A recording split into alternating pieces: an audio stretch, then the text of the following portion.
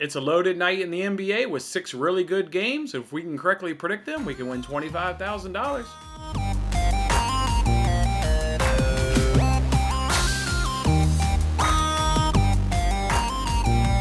Hey, what's going on, everybody? It's Jason Mattis with Winning Bets. Thanks for hanging out with me on this episode. That's right, it's back to our NBA contest, and over on the Fox Bet Super 6 app, we can win $25,000. All we gotta do is correctly predict 6 games, giving them the winner and the win margin rate, and we can win that jackpot prize. If nobody can do it, they'll still give away a guaranteed $1,000 prize to the group of people that can get the most points. 4 points right if you can get the winner. Or no, 3 points right if you can get the winner, an additional 2 points right if you can get the win margin right. Nobody won that jackpot last week. There were only 5 games due to COVID postponement. We got 2 of the 5 games right. One of the games last week had that wild Nets comeback against the Suns when they were down 21 at halftime. Boy, that really tripped up a lot of people, but that's the NBA. It's a wild, good times. Let's see if we can get that $25,000 this week. All right, so the first matchup here is the Pistons and the Magic. These two teams played on Sunday night. The Magic, not only is their offense better, but the Pistons' offense is shooting right now in the bottom 4 of the entire league. Just not a good offense right now. Field goal percentage then obviously favors the Magic at 46-41. 3-point field goal percentage favors them at 54-48. And then the 3-point is 40-29. Effective field goal was 54-48. So the Magic, to go along with their better shooting, they're also more efficient. The Pistons actually come in last at 30th, where the Magic are middle of the road there at 15th. And not surprising, the Magic are scoring more in this recent stretch. The Magic are getting about 112 points, so the Pistons are getting 98. The advantages also carry over to the defensive side. The Magic get the edge there. They're holding their opponents to a less field goal percentage, less effective field goal percentage, and only a tick more from the 30-point field goal percentage mark. Points per game, it's relatively even, 106-102. But the Magic are a little bit more efficient, but both of these teams are in the top 10. Pistons are 7th, and the Magic are 2. Possessions per game are about even. No real advantage there. Look, I got these two teams meeting up again, obviously the same night. I've got Magic winning this game again. They won it a little bit over the other night on Sunday night. I think they can do it again. They're still on their home court. They're just in better form right now. A little bit of a better defense, but definitely a much better offense, shooting the ball tremendously better. And they're on their home court. So go ahead and give me Magic win the game by 5-6.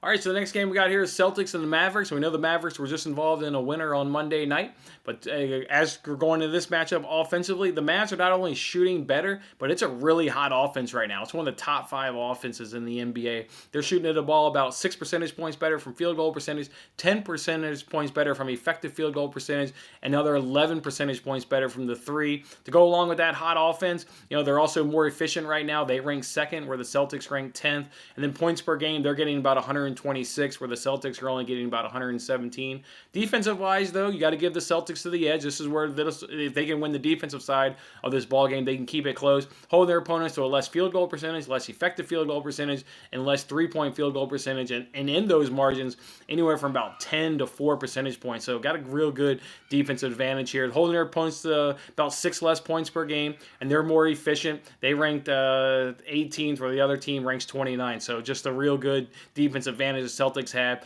And to make up for maybe a lackluster offense in terms of this not really lackluster, but Mavs are just really hot right now. The Celtics will get about 6 more possessions per game, which I found interesting when I was looking up the stats. Look, I know the Mavs played on Monday night, but they're on their home court. They're shooting better. They'll make up for the lack of the defensive effort. Go ahead and give me the Mavs winning this game by 3-4. Next game we got here is the Warriors and the Knicks. Look, offensively, this may surprise a lot of people, but it's about even Steven as you get. Field goal percentage, 46-44. Effective field goal percentage is 55-50. And 3-point field goal percentage, they're both shooting 38%. And then efficiency, you got the 20th ranked team versus the 21st ranked team. Warriors are getting more points, 113 versus 105, but that all comes out of the Warriors' 3. They're getting 50 points per game from the 3, where the Knicks only get 30%. Or 30 points per game from the 3. So that's about 44% of their points for the Warriors, and only about 29% of their points for the Knicks come from the 3. So while it's it certainly is even on offense across the board, from these two teams.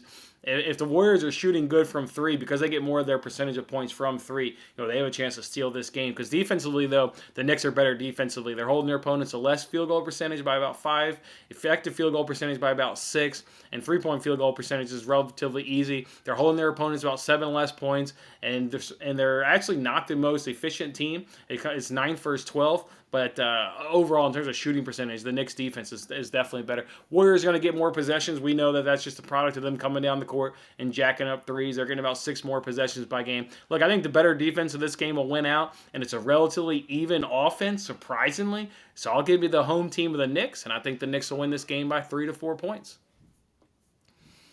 The next matchup we got here is the 76ers and the Raptors. Pretty even on shooting. Effective field goal percentage, and three-point field goal percentage are all within 2 percentage points. So about even there on shooting. The 76ers will get more from their shots because they're averaging about 9 more points per game, and they're a little bit more effective, 17th versus 24th, and that's probably why they're getting more points, is they're just more effective with that ball. In terms of defense, the Raptors' defense is playing fantastic right now. It's actually tops in the league how good this defense is playing right now. Field goal percentage is obviously better for them. Effective field goal percentage is better for them. The only thing they don't do as good as the Sixers is defend a 3, but everything else is they're defending inside the arc really, really well. Points per game, they're holding their opponents currently during this stretch at 93 points.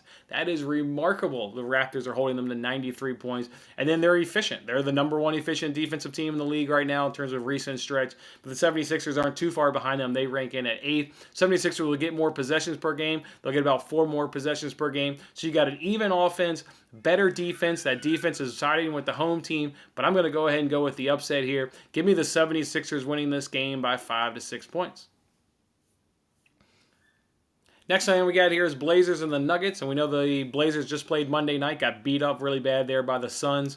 Offensively, the Nuggets are a better shooting team, and they're also really hot. They rank in the top 4 right now in the NBA in shooting, just shooting the ball really, really well. Their field goal percentage is about 11 percentage points higher than the Blazers. Effective field goal percentage is 10 percentage points higher, and from 3, they're about 6 percentage points higher. It's just a lot better, hotter offense right now. Because of that, they're scoring more points, only about 4 to 5 more points per game, but they're more efficient. They rank 4th as opposed to the Blazers ranking 8th. Defensively, though, neither of his defenses is really great. I mean, it's about even, Steven, 48-50 field goal percentage, 53-58 effective field goal percentage, three-point is 33-40. Efficiency is 20 versus 27. They're both allowing roughly the same amount of points, 115 and 119. So better offense there at the Nuggets. They're on their home court. They've got more rest.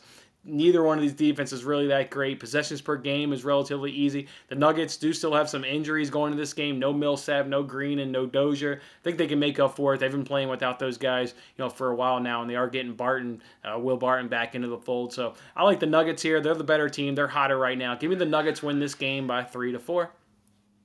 And then the last game on here is the Wizards and the Clippers. Wizards just played on Monday night, winning that game in overtime, actually, by the Lakers. So while they played on Monday night, they didn't have to travel. They're obviously playing in the same city, same gym as well. The Wizards right now are shooting the ball better. Look, 51-46 field goal percentage, 58-53 effective field goal percentage. Three-point field goal percentage is dead even there at 37. The Wizards are scoring more and they're more efficient. They're getting 126 points per game, where the Clippers are only getting 107. Although if you look at what they average at home, while they may be only averaging 107 in a recent stretch, they're about mid-teens on their home court. And then efficiency, the Wizards are better. They're ranked 7th, where the Clippers come in at 19th.